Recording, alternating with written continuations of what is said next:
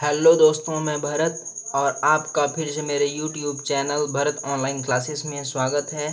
जैसा कि मैंने अपने पिछले वीडियो में बताया था कि जो मेरा नेक्स्ट लेक्चर होगा वो ज्योग्राफी के ऊपर होगा, तो आज मैं ज्योग्राफी के एक महत्वपूर्ण टॉपिक अक्षांश और देशांतर रेखाओं के ऊपर बात करने वाला हूँ।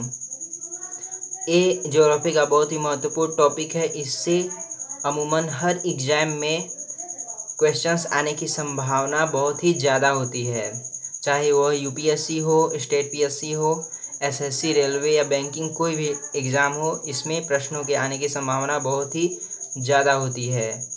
तो दोस्तों, वीडियो में लास्ट तक बने रहें। चलिए हम वीडियो को शुरू करते हैं। अक्षांश और देशांतर रेखाओं को बताने से पहले मैं आपको ग्लोब के बारे में बता दूं। ग्लोब पृथ्वी का एक नमूना होता है। ग्लोब भी कई प्रकार के होते हैं, जैसे कुछ ग्लोब में पृथ्वी के मानचित्र को दिखाया जाता है, और हमारे पास एक ग्लोब है, ये देखिए, जिसमें अक्षांश और देशांतर रेखाओं को दिखाया गया है। यह रेखाएं जो होती हैं वो काल्पनिक होती हैं, पृथ्वी पर नहीं खींची गई हैं, यह इस ग्लोब पर खींची गई हैं। तो चलिए बात करते हैं। जो ये वर्टिकल लाइनें आपको दिखाई दे रही हैं और हॉरिजॉन्टल लाइनें, तो ये जो वर्टिकल लाइनें हैं इन्हें देशांतर रेखाएं कहते हैं, तथा ये जो हॉरिजॉन्टल लाइनें हैं, क्षैतिज रेखाएं, इनको अक्षांश रेखाएं कहते हैं। तो यह तो पहचान की बात हो गई। अब चलिए हम अक्षांश रेखाओं की परिभाषा की बात करते हैं। अक्षांश रेखाएं, लैटिट्यूड्स, इन्हें इंग्लिश में लैटिट्यूड्स कहते हैं। पृथ्वी की सतह के समानांतर पृथ्वी के केंद्र से समान कोण बनाने वाली बिंदुओं को मिलाने वाली काल्पनिक रेखाएं अक्षांश रेखाएं कहलाती हैं। जैसे कि पृथ्वी का केंद्र है और एक कुछ बिंदु हैं। मान लीजिए इस बिंदु से जो कोण बन रहा है वो 23.5 डिग्री बन रहा है, और इस बिंदु से भी 23.5 डिग्री बन रहा है, उस बिंदु से भी, और इस बिंदु से भी 23.5 डिग्री का कोण बन रहा है। तो इस बिंदुओं को मिला देते हैं तो जो रेखा बनती है इसे अक्षांश रेखा कहते हैं। और इसी तरह से ग्लोब पर जितने भी अक्षांश रेखाएं हैं उनको खींचा गया है। पृथ्वी पर ग्लोब पर जो कुछ महत्वपूर्ण अक्षांश रेखाएं हैं उनको नाम दिया गया है, जैसे कि जो ये बीच की लाइन होती है 0 डिग्री अक्षांश रेखा, और एक 23.5 डिग्री दक्षिण अक्षांश। ग्लोब को बीच से 2 भागों में बांटते हैं। इसके ऊपर जितने भी अक्षांश होते हैं उसको उत्तरी अक्षांश कहते हैं, तथा जो इसको विषुवत रेखा कहते हैं। 0 डिग्री अक्षांश को विषुवत रेखा या इक्वेटर या भूमध्य रेखा कहा जाता है। तो इक्वेटर के दक्षिण में जो भी रेखाएं होती हैं उनको दक्षिणी अक्षांश कहा जाता है, और इक्वेटर की जो नॉर्थ में रेखाएं होती हैं उनको नॉर्थ अक्षांश कहा जाता है। 66.5 degree north, south, 66.5 degree north, ये हो गया आपका नॉर्थ पोल, ये हो गया साउथ पोल, उत्तरी ध्रुव और दक्षिणी ध्रुव। तो 66.5 डिग्री उत्तरी अक्षांश को आर्कटिक वृत्त नाम दिया गया है।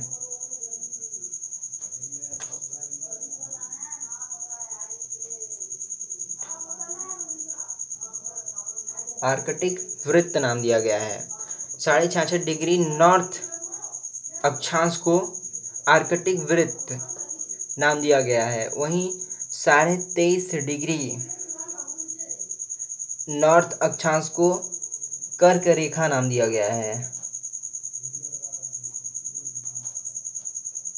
ट्रॉपिक ऑफ कैंसर, इसे इंग्लिश में ट्रॉपिक ऑफ कैंसर कहते हैं, तथा इसे जो 0 डिग्री की रेखा है इसे विषुवत रेखा या भूमध्य रेखा नाम दिया गया है।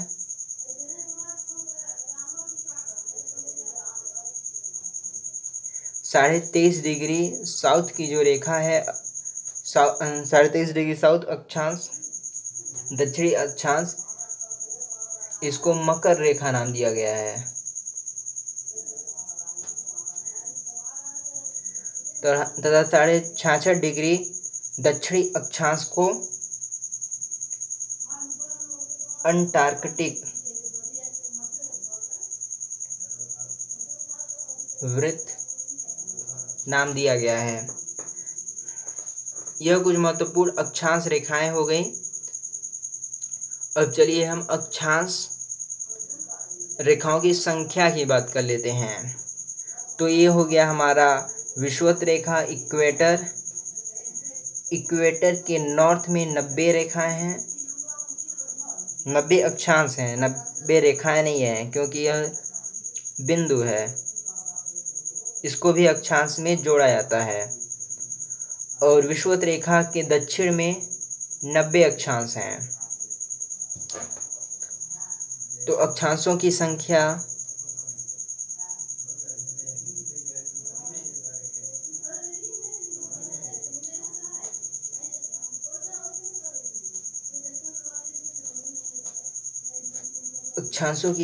जो हो गया 90 + 90 + 1 विषुवत रेखा बराबर 181 हो गया।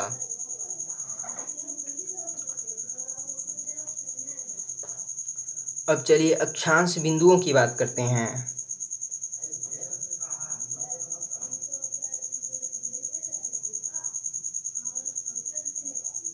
तो अक्षांश बिंदुओं की संख्या 2 है, नॉर्थ पोल और साउथ पोल। एक नॉर्थ पोल का और एक साउथ पोल का, 2। तो इस तरह जो अक्षांश रेखाओं की संख्या है, अक्षांश रेखाएं, इनकी संख्या जो हो गई वह 181 - 2 179।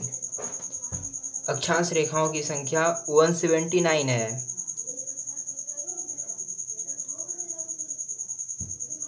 तो अब अक्षांश रेखाओं के उपयोग की बात कर लेते हैं। तो अक्षांश रेखाओं का उपयोग मौसम और जलवायु की गणना में किया जाता है। हाँ,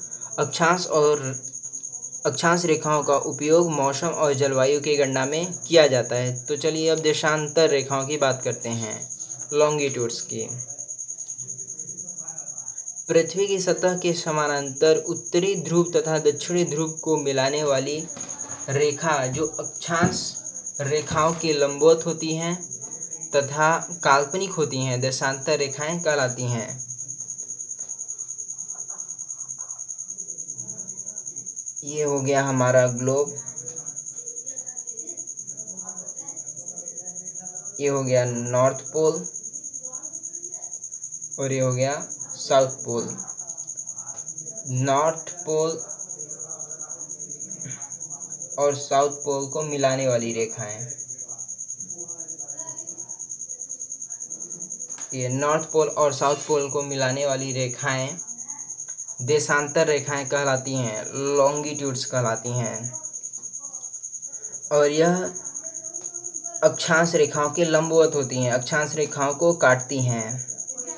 तो चलिए अब देशांतर रेखाओं की संख्या की बात कर लेते हैं। अगर इस ग्लोब के बीच से एक काल्पनिक रेखा हम खींच लें तो इसके ईस्ट में 180 रेखाएं होती हैं और इसके वेस्ट में 180 रेखाएं होती हैं।